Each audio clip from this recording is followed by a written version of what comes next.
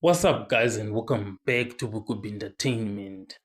So, Nelson Mandela was a central figure in the fight against apartheid. So, he was imprisoned for 27 years and he was arrested in 1962 after the Rivonia trial. So, he was then sentenced to life in imprisonment in 1964. So Nelson Mandela then spent 18 years on Robben Island before being transferred to Portsmouth Prison in 1982. And then later on, he was then sent to Victor Verster Prison in 1988. He was then released on 11 February 1990. So these are the well documented and widely accepted by historians and institutions worldwide. So, however, despite there being clear records like these ones, there are so many beliefs out there with people thinking that Nelson Mandela died in prison. This is actually a widespread misconception that is actually spreading out there.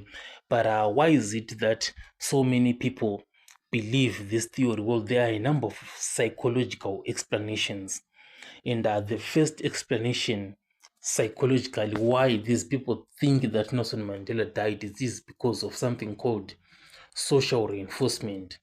Now, what happens with social reinforcement is that when you hear others sharing the same false story over and over again, it reinforces your own misremembering.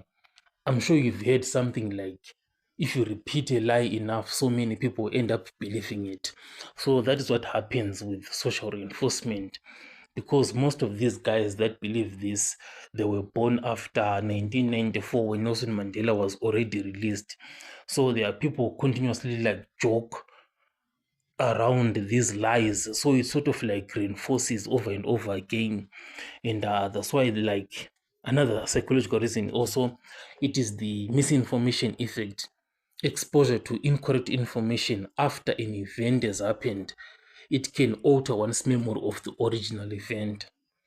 So you're continuously being exposed to incorrect information that Nelson Mandela died in prison. It alters the correct information that is out there, and that is what happens. But the truth of the matter actually is that Nelson Mandela did spend 27 years in prison. And the reason why so many people believe that he didn't spend 27 years in prison, it is because of these psychological reasons like social reinforcement and misinformation effect.